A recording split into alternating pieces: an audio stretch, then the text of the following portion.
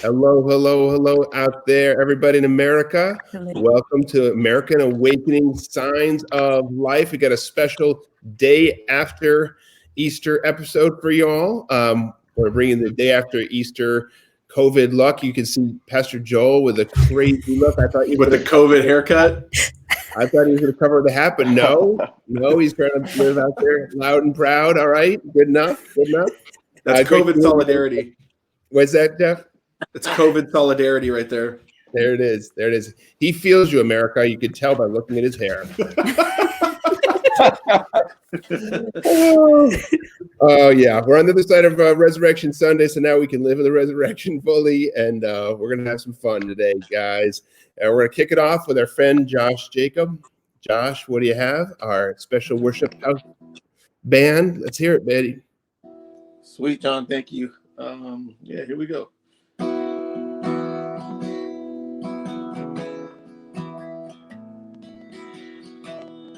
Whoa, whoa, whoa, whoa. Though the earth cried out for blood, satisfied her hunger was. The billows calmed on raging seas, for the souls of man she craved. The sun and moon from balcony turned their head in disbelief. The precious love would taste the sting, disfigured and disdain. On Friday a thief, on Sunday a king, laid down in grief, but awoke with the keys of hell. On that day, the firstborn of the slain, the man Jesus Christ laid death in his grave.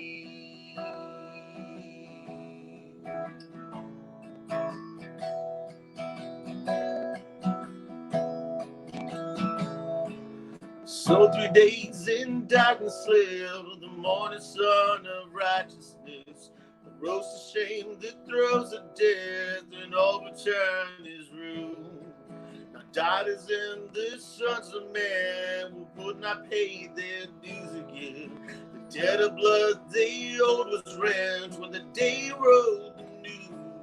On Friday a thief, on Sunday a king, laid down in grief, but awoke holding keys. Till on that day, the firstborn of the slave, the man Jesus Christ laid death in his grave. Death in his grave.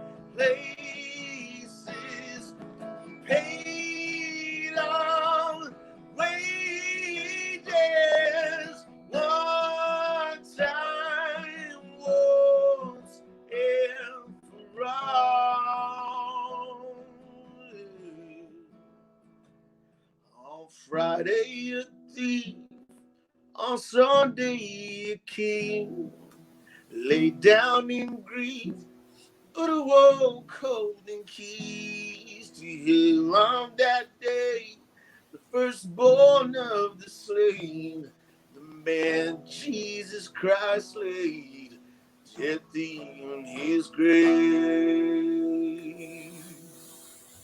Thank you. Amen. That's good, Josh. That'll start your Monday. Or get us going, man. Appreciate that. All right. We are going to kick it over to the man with the hair, the man with the big hair from Gainesville, Florida, the one, the only, Pastor Joel Big Hair Searby. All right, guys. All right. Thanks, John. Hey, listen, with this week on the Daily Dose, we're going to explore freedom. And, 5 years ago, you would have never seen me like this. I mean, coronavirus changes all of us, right? And here we are. We can't get haircuts. Our hair's going crazy. And, the Prime Minister of the UK wears his hair like this every day. So I figure it's all right. So whether or not we know it, here's the deal, guys. We are bound by something. And sometimes we're bound by a lot of things in our lives. And we are feeling it acutely, many of us right now, because we feel like we're trapped. We feel like we're literally tied up, whether it's being tied up and trapped in our homes or feeling financially really strapped and not being able to know where our next paycheck's going to come from, or anxious about getting sick or about our loved ones getting sick. There's all kinds of things that we're bound up in. And maybe some of you out there are feeling bound up in long-time addictions or oppressions that have just bothered you for so long. And, there's something about being bound that by itself is terrible. But I really think that the deeper tragedy of being bound is that we know deep down in our hearts that we're created to be free. We're supposed to be free. God made it that way. And when we're not experiencing that, everything just feels wrong. And we know it. It seems like a bit of a fantasy and maybe even a slap in the face to hear Jesus say something like, I came to set the captives free, if we're someone who's experiencing some kind of bondage. And we ask ourselves, well, where's my freedom, Jesus? Why am I not experiencing it? And I think that there may be a cue for us or a clue for us in the idea of Easter and Jesus raising from the dead. You see, most theologians agree that is what the entire Christian faith hinges on, is that he actually rose from the dead. The event of Jesus overcoming death is so critical to our understanding of who God is and who we are in God. This takes me back to my grandfather who died last year. And as he was facing his death, he got the chance to really kind of talk this out with a lot of folks. And I got to be with him. And he said something to me that has just really stuck with me, which is, he says, most of my life I spent a lot of time arguing about all kinds of little pieces and parts of Christianity with people from other denominations and other views. I wish that I had just focused on the idea, do you believe Jesus rose from the dead? Because in his estimation, as he was facing death, that was the keystone of everything.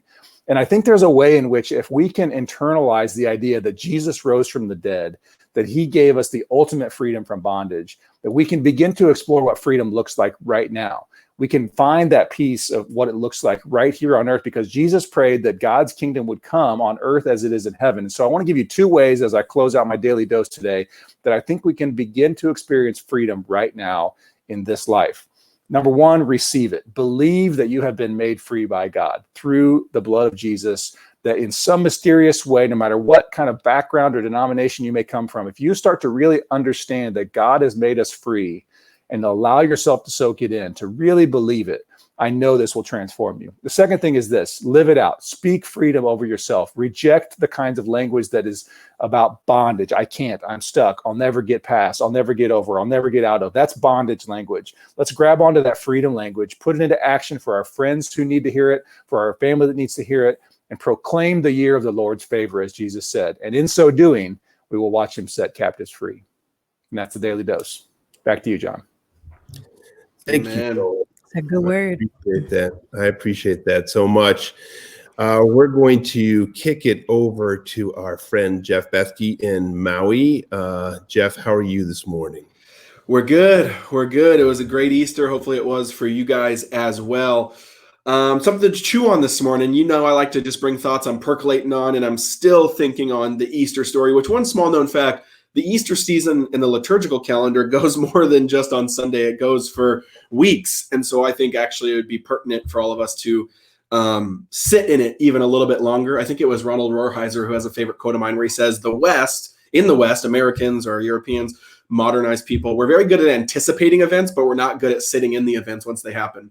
And I totally agree with that. We anticipate great events and then we move on basically in a flash. And so I've been sitting in it, trying to sit in what does this resurrection story mean? What does this power story mean? But there's a thought that I do want us to chew on today. And that's something that is often overlooked. And that's you hear this in almost every sermon from Easter. And what it is essentially people say that Jesus resurrects and then he tells his disciples to look at the scars in his hands. And we kind of just see that as part of the story. But the more I thought on that feels very strange, actually, that Jesus had scars in his hand. Now, why? Theologically, we know the implications of of Easter is what Paul says is the first fruits of what's going to happen to the rest of us that have trust and faith in Jesus, that we will raise from the dead, we will resurrect, there will be new life, there will be new creation. And Jesus did this kind of immensely powerful Marty McFly, Doc Brown thing where he brought the future into the present. He kind of brought our future glory into the present in himself as a sign of the first fruits. And so to me, I think we would logically assume that means that everything from our past will be kind of, we'll almost have the Men in Black memory wiped away, right? Including scars and things like that. But what we see in Jesus is a God who actually forever sacredizes, I don't even know if that's a word, but hopefully you know what I mean, scars and things that actually tell our story that we're in service of others. Here's another way I want us to think about it. That's kind of the core of the thought I want us to chew on today. Easter does not mean that scars disappear. Easter does not mean that your story disappears. Easter means that you get healed and you have resurrection brought to your story. Now, what is a scar before it's a scar? It's a wound. Now, that's the big difference, right? That a wound is fundamentally different than a scar. A wound is sensitive. It hurts if you touch it. Usually people kind of pull away. It's kind of active. Usually you cover it. Wounds usually we cover. We put bandages on. We don't want people to see it. It might be gross or something like that. And so we don't want anyone to touch it. We don't want anyone to see it. But when something's healed, it's the exact opposite, right? You don't tend to hide your scars. Scars, in fact, actually tell a story, and they can be exposed and you can be vulnerable because they're no longer painful. They no longer hurt. All they do is tell a story. And that's what I want us to chew on today. Have you allowed Jesus to take your wounds and make them scars? Because that's the promise of Easter. Not that they will forever be forgotten, but they will be turned into scars, and scars then tell a story, and that's your job. That when you find healing, when you find restoration, when you find shalom and peace brought back to your life, then your wound is no longer hidden. It's made a scar, and then you actually go out and say, hey, look what Jesus did. Look where he healed me. Look, I am a new creation. That's the promise of Easter, and that is what I think Easter means, that Easter does not make our scars disappear. It actually takes our wounds and makes them scars, and that's the big difference. So that's something to chew on for today. Hopefully it's encouraging to you guys.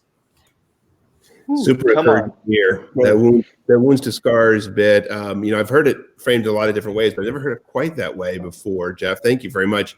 And certainly nobody's ever framed it that way in the context of Marty McFly, Back to the Future, and Men in Black. I mean, I don't know if you guys know this, but I am obsessed. I have like the Lego of Marty McFly and Doc. I got the action figures. I literally, hold on, we're doing this. It's live stream right here. Okay. Here it comes. Can you guys see this on the video? Can you guys see that? That's right.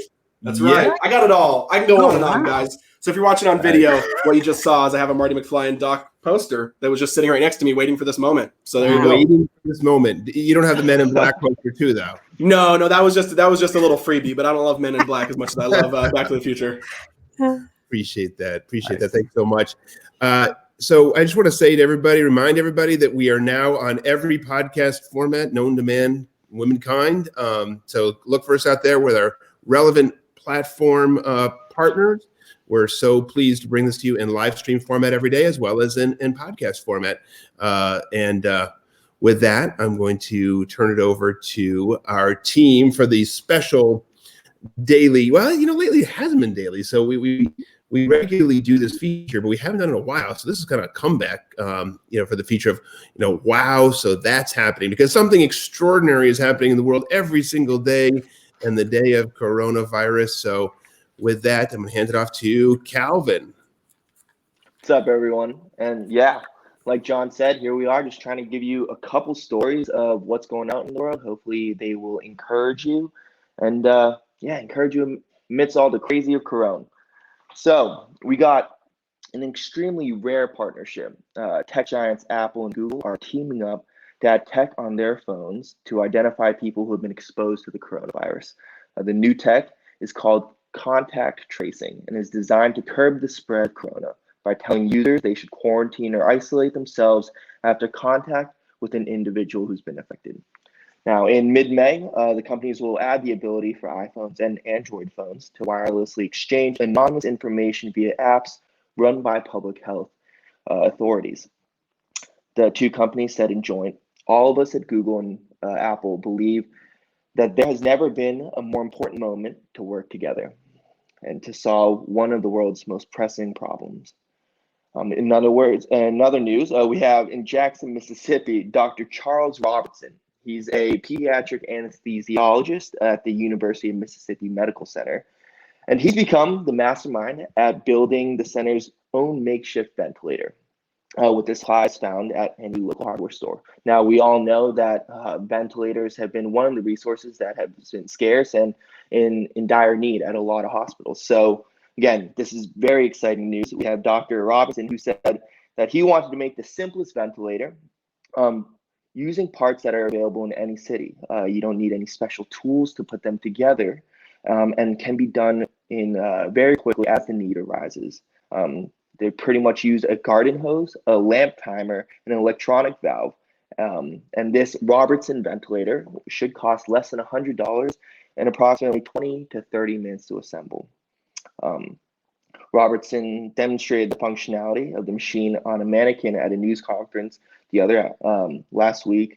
And yeah, so I guess the UMMC staff has assembled 170 of these ventilators already, so doubling the hospital's capacity, and they have parts to make 75 more. It's pretty crazy stuff. And lastly, we have Panera Bread, who, again, everybody has a pandemic pivot, and so this is Panera Bread's. The company is directing most of its 2,000 locations to begin selling grocery store essentials like milk, yogurt, tomatoes, and avocados through a program called Panera Grocery.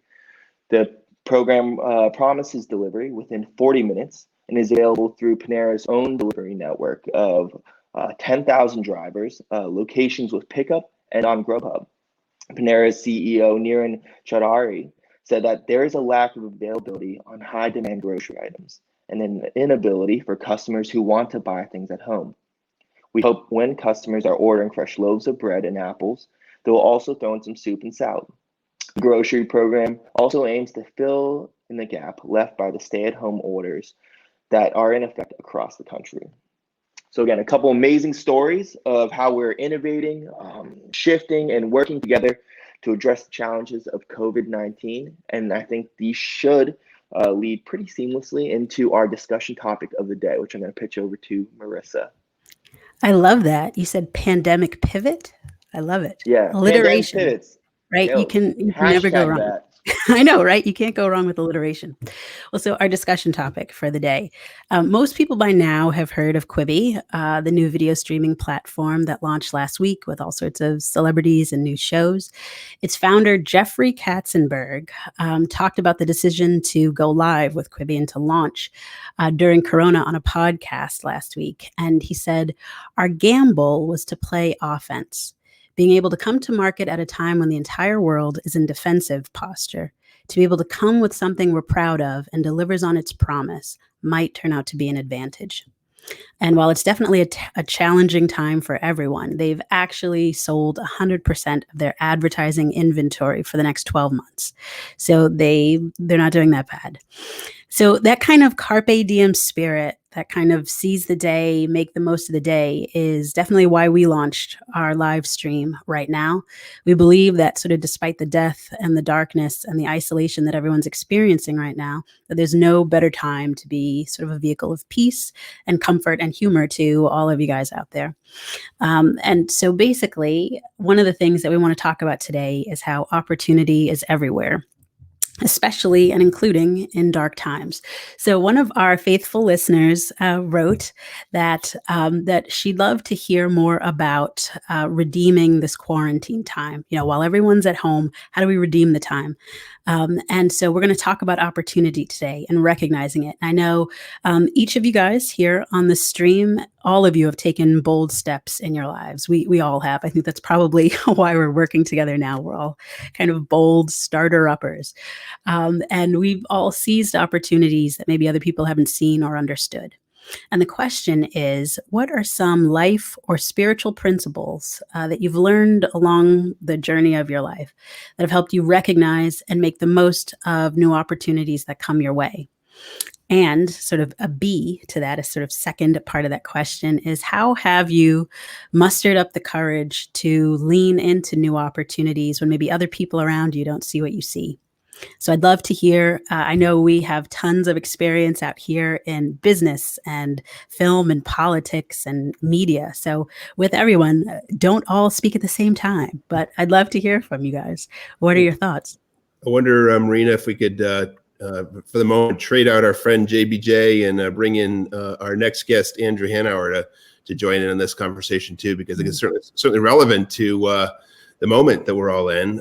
Hey, welcome, Andrew. Nice to have you.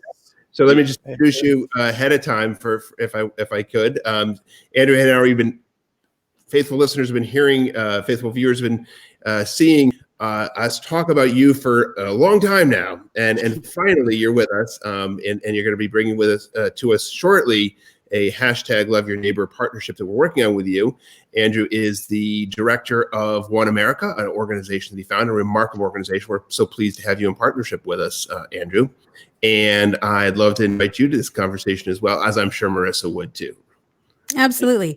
Again, I know you've heard Andrew, but just want to restate again, this is about seizing opportunity and sort of what lessons have you learned, either life or spiritual lessons that have helped you sort of lean into opportunities that come your way, and sort of how have you mustered up the courage to lean into stuff when other people don't see what you see.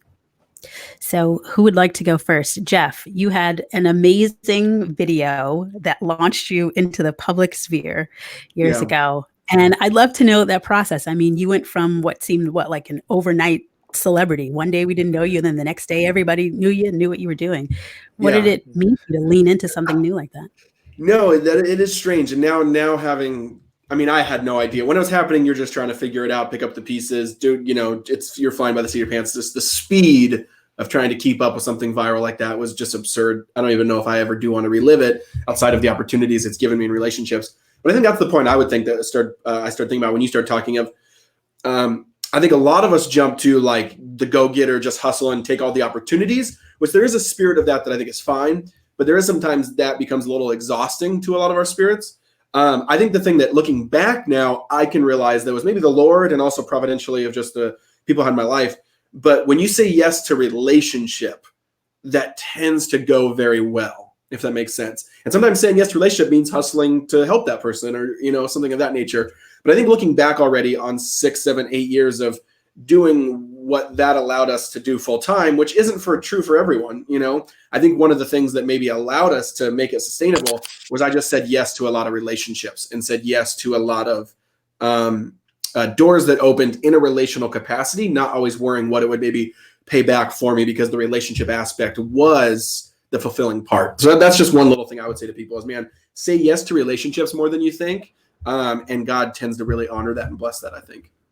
That's so good. That's so good. I know when we think opportunities, we're thinking like something we can quantify or like a ladder we can climb, but people, that's great. I'd love to do a read back to Jeff on that, say that in my experience, with you, Jeff and Alyssa, that you guys are truly that way. It's not just words with Jeff. You get that sense that, of course, he's like any of us you want to do business with or be a partner with or be a friend with. He's a rational guy and he's assessing it, in terms of whether it makes sense over time, et cetera, et cetera. But most fundamentally, it's something about you just being a guy that is willing to lean in relationship and do special things. So thank you for being that guy, Jeff, and thank you for living that out in our life together. Well, I appreciate that, John. And before we go on, small note, I literally was on my iPhone yesterday just scrolling old pictures, and I came across, I think it was 2015, I think when we met, 2014, 2015, and it was I had a picture on my phone of the Boston Red Sox game that you sent us to with Kinsley being like, I don't know, 6 months old or a year, and then to think last week she came in and she's like 5 or 6 years now. Crazy. Awesome. Yeah, timing is amazing and awesome. But Andrew, what would you say to this? Having brought you in, I'd love to hear your thoughts on this. Yeah, well, first of all, thanks for having me. I'm so excited to be with you guys. And for me, it's definitely relational. It's definitely about slowing down. I have, 2 small kids, and I run a nonprofit. I'm on planes all the time. I'm working, a lot. And even though I make enormous effort to not work, between 5 and 8 p.m. or whatever it is, and to cap the number of days that I travel, the amount of time I'm spending with my kids right now is an amazing blessing for me. And I can see the difference in our relationship when I'm just home. And of course, I'm still working, but I'm not going anywhere, And so I even take breaks during the day and just play games for 10 minutes with my kids. I'll never have this chance again, but it also makes you question, makes you wonder, not just how to redeem this Corona time, but what our priorities really should be and are when this is over. That's good. Yeah, like a reset. Yeah. Mm-hmm. Absolutely. I love that. Again, this seizing the opportunity with your family, with your kids, because of who you are. I love that. I'm just going to piggyback off on that really quickly, because I think one of the things for me, in terms of how do you recognize sort of the God opportunities or other opportunities that seem to come your way, it might seem foundational, but I don't want to skip over it. Like, you have to take inventory of who you are and the gifts and talents that God has given you. I mean, there are lots of things that sort of come my way, opportunities, jobs, things to leap at. But I think for me, I always have to come back to, all right, God, like, who have you made me? What have you told me about this time, and what I should be doing, and what's most important to me? And I think getting really clear about who you are internally and what you're passionate about internally, and sort of what your gifts and talents are, can really do wonders in terms of not just identifying opportunities that come your way, but identifying the right opportunities for you in a moment, in a season. So I love that. I love that, Andrew, in terms of getting back to the core of who you are and what is really important to you, so you can identify sort of what the opportunities are in front of you and what you should take part in and not. JK. Oh, Calvin, go ahead. No, Calvin, JK, jump in there. No. Come on, Brother, it's all Calvin. you, man. We know well enough that we can't stand the way. When you've got an enthusiasm on a topic, man, we got to let you go. Exactly. Okay, yeah. Go. Just want to fly. All right. No, I want to piggyback off of then what Marissa just said is perhaps is equally important of knowing who you are is probably also like knowing who God is. For some reason, when you asked that question, I was thinking about the story of Abraham when God was like, hey, leave everything you know. Leave your family, leave your land, and just go.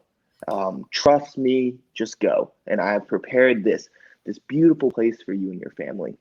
And so there's something also about not only knowing who you are, but also knowing who God is, and trusting his promises that if he has given you, if he has placed a new opportunity in front of you, if he's given you a vision, especially when it's a vision that others may not see or share with you, when it's something that he's shown you, and that the reality is that it's frightening. It's frightening to be alone in that way. But if he has showed you and told you to go and given you something to do, I think there is also a trust and a peace that comes from knowing that if he has sent you somewhere, that he has prepared a way, that he has ordered every single one of your steps, and that he would not send you somewhere where he has not already prepared the destination. So I think there's also some courage and peace that can come about from that. That's so good. Yeah, when you trust, when you're walking in faith, and God takes care of it. I love that. 3 things real quick. 1, I think I just cleared my throat when I wasn't on mute. Sorry about that. 2, Gene asked, is Andrew sitting in a closet? Andrew, are you sitting in a closet in the comments? No comment. Hey, I will actually say that anyone who does home production stuff, the closet is actually some of the best sound you can get. It is. Given the echo, it's a great place to do podcasts from home, by the way. I'm doing it for that reason, but also because my children are relentless and they will find me. Yeah, it's the only place you can hide. They never seem to look in the closet. You were owning that. You're owning that. Exactly. Own the closet. And then third, I was going to say, everyone's piggybacking. How long, how tall is this piggybacking going to go? I always get this visual when everyone says I'm going to piggyback on that. I'm always like, everyone's piggybacking. This visual is now who's on bottom and who's carrying all that weight. Anyway. You, Jeff. You. I know. You started it, Jeff. You guys gotta let me know. I can't carry all that. I need to go lift some more weights. But Joel, were you going to say something? I gotta go off of Calvin's, because that's what I was. I love how different each person's response is, though, because each person has a different journey, and mine is all about trust, like God said, or like Calvin said, as it relates to trusting God. Back when I used to actually do my hair, I was the CEO of a pretty large firm, and I quit that job to go after something crazy. And the moment, like literally the hour before I quit the job, I was out in the woods, sitting in my truck, praying, like asking God to speak to me. And I'm not somebody who hears God speak a lot, but all I heard was, "Do you trust me?" And it was like as clear as anything I've ever heard. And so the question for me was, do I really trust that God's got me? And ever since then, I've used that refrain. And that was in 2016, so 4 years ago. And ever since, I find myself saying a lot, either God's got me or he doesn't. And that's just been really faith building for me, is just to dive out and also just to remember, it's a little bit cliche, but complete and utter failure rarely is.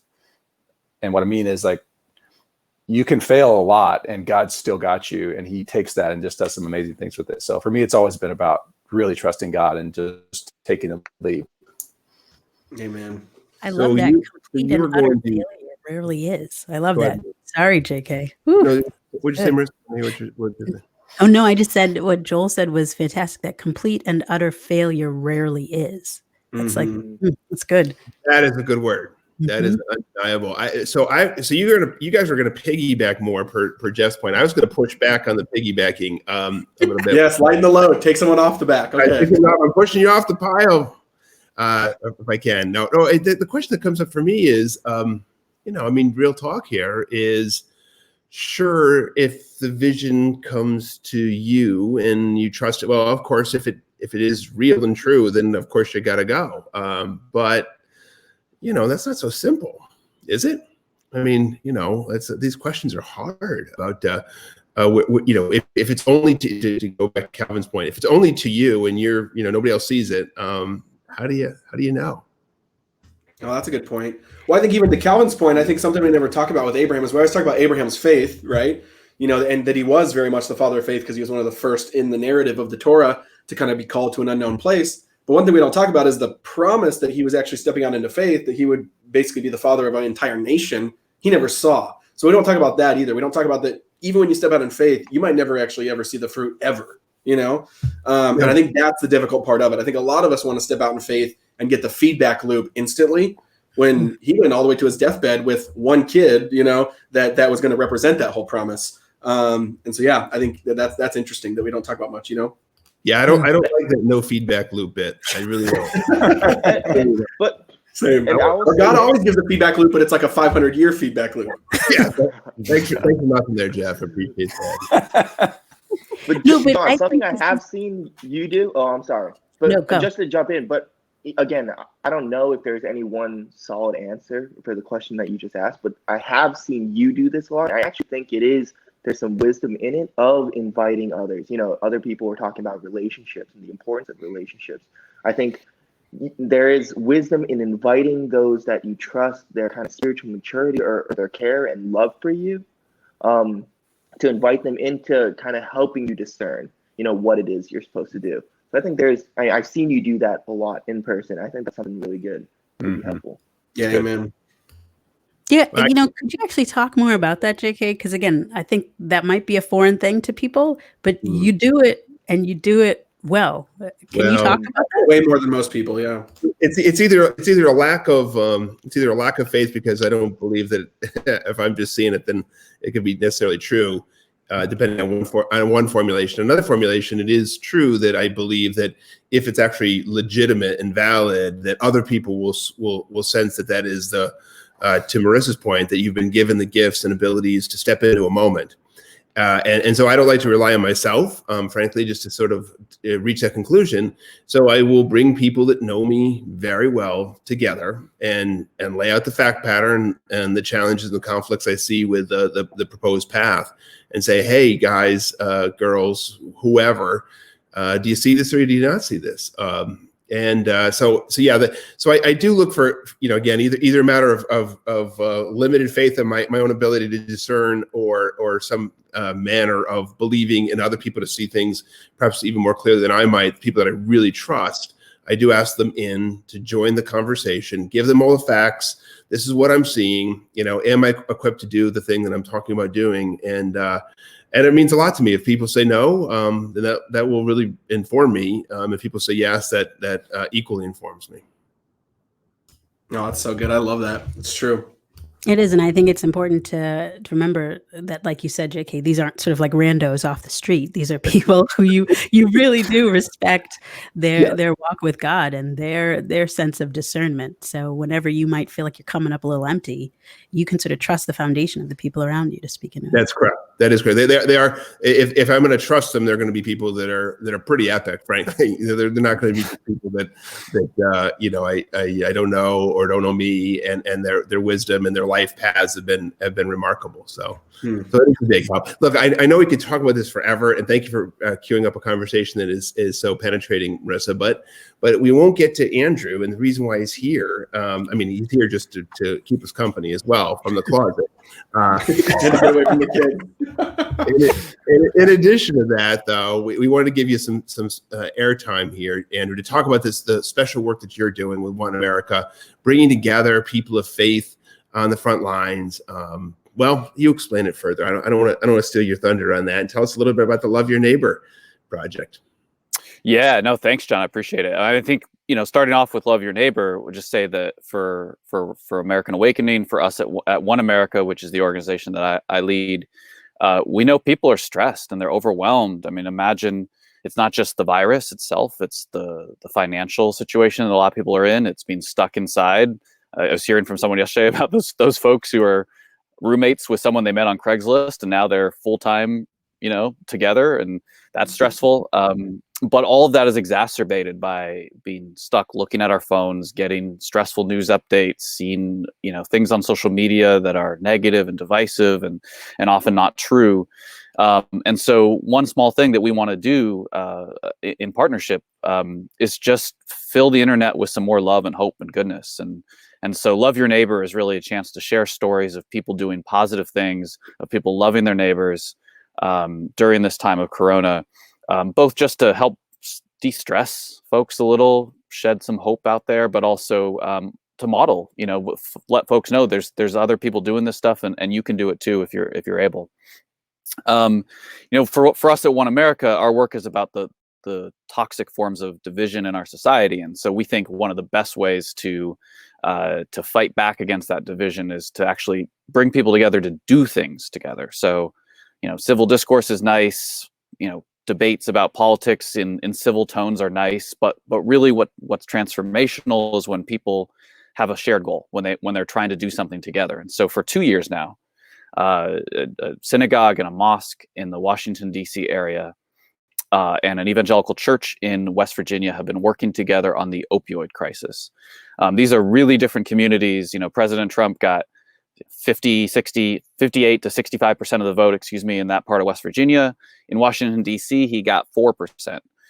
So these are very different communities politically, very different religious backgrounds, but they've worked together now for over 2 years because they care about people who are facing addiction and death and despair in one of the hardest hit parts of the country from the opioid epidemic. So today's Love Your Neighbor is about how these folks working together during the Corona crisis have been doing supply drives for people affected by opioids. And these folks are more affected, I think, than most by the coronavirus. A lot of them are in jail. A lot of them have respiratory problems. A lot of them have unstable housing. So for them, getting help, getting supplies during this crisis is really a godsend. So we have this amazing drive, just bags and bags of supplies going from folks in these 3 religious communities to folks who are living in recovery housing or in other places in West Virginia where they've been fighting the opioid crisis. So that's what folks are doing in West Virginia and DC to love their neighbors, and folks are welcome to join in on that in their communities in whatever way they can. Thank you, Andrew. Thank you for bringing us so good. Front lines. Yeah, we'll talk more about Andrew over time, but he really is a great visionary himself, and starting his organization a couple of years back was a great example of the season opportunity concept. He saw something. A lot of people were sensing it, but Andrew is uniquely equipped by his own faith journey, his own intelligence and wisdom to be stepping into that arena and showing leadership to bring people of great difference, of dramatic difference, as he described it, together. Because what brings us together is much greater than what separates us, folks. It's really true. Amen. And in this time, don't forget that out there. Anybody want to have a comment on this before we move on? Marissa, you? Okay. Love Calvin. It. Go ahead, Calvin. No, I'm just gonna say grateful for you, man. Andrew, grateful for what you're doing out there. Yeah. It's That's mutual. all. Thanks, guys. Yeah, and as somebody who's worked in the political space pretty much all my professional life, Andrew, we, especially these last few years, like grasping at ways to try to bring people together, and what you're doing is so concrete, and just thank you. So everybody out there, this is a way. If you're one of those people that says, how do I bring people together across political divides? Go find One America. Love your neighbor. It's amazing. I appreciate that. Thanks, Joel. Completely. Yeah, just really quickly, Andrew. So can you just tell us, like, what's your website address? How do people reach out to you? Yeah, so you can find me in my closet. But if you want to find us online, you can go to oneamericamovement.org. We're on Facebook, Twitter, etc. Yeah, grateful. All right, so I'll put that in the comments right now. And then it's one with O-N-E, right? Not the, yeah. Nice. And I guess I should say, as we transition out of that section of the show, that Andrew is also doing business, so to speak, partnering with a high percentage of the largest churches in the country, along with a lot of small churches too. But Andrew's work is being widely recognized. A great editorial in USA Today 3 weeks back, which we really appreciated. More to come from Andrew. But for today, the movie line of the day is going to be brought to us, I think, by Jeff Bethke. Jeff? Ooh, right. Everyone's always nervous now that I messed up that one day. Yes, movie line of the day. Great movie, by the way. And again, who picks these again? Marissa, is it you? It is Right? I. Yeah, Marissa, you're killing it as usual. Love this movie. Imitation Game, you guys, if you haven't seen it, phenomenal movie. Suggest you go see it, but I never exactly teased out this line until you put it here, Marissa. So I thought, yeah, this is a great one, but go ahead and show it. I think that sometimes it is the people who no one imagines anything of who do the things that no one can imagine.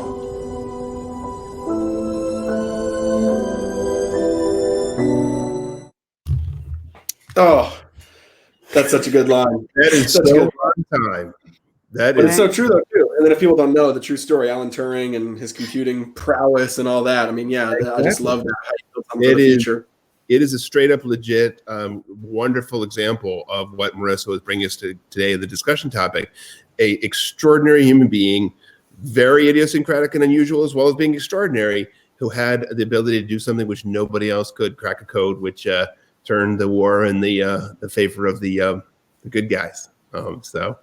All right. Thanks so much for bringing that for us, Marissa. Really appreciate you every day doing that. We're going to kick it over to Josh Jacob to bring us out with one more song. Tomorrow we'll be back with some music from Nashville. And Andrew Hanauer, thanks so much for being with us. Josh, here you go, buddy. All right, here I am.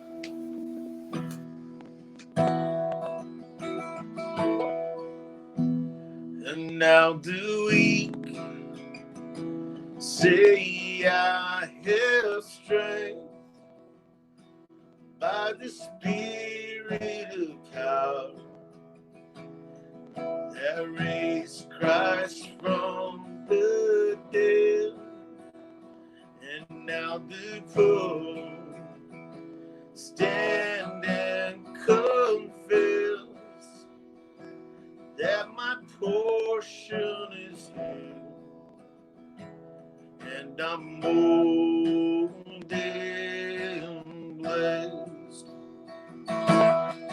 Let now our hearts burn with a flame, a fire consuming all your souls. Holy name, and with the heavens we declare, you are our King. We love you, Lord. We worship you. You are our God. You alone are good.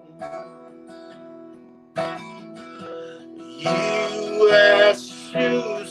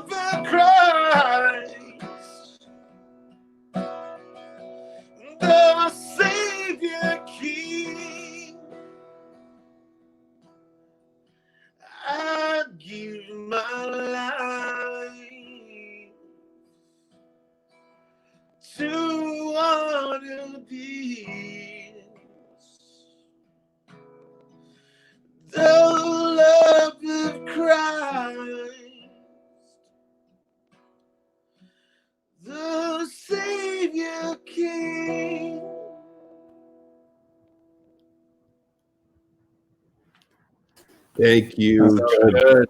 As always.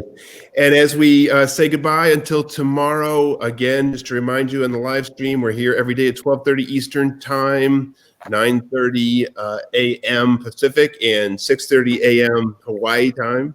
For those of you out in Hawaii, like Jeff. And on every podcast platform out there, we want to tell you every day that you are loved by God. We're here for you. We love you as well. We keep you in our prayers every single day and thinking about you. And God's got you. And bring you through this adversity. We're going to make it to the other side, guys. Till tomorrow, God bless you. Keep fighting the good fight all.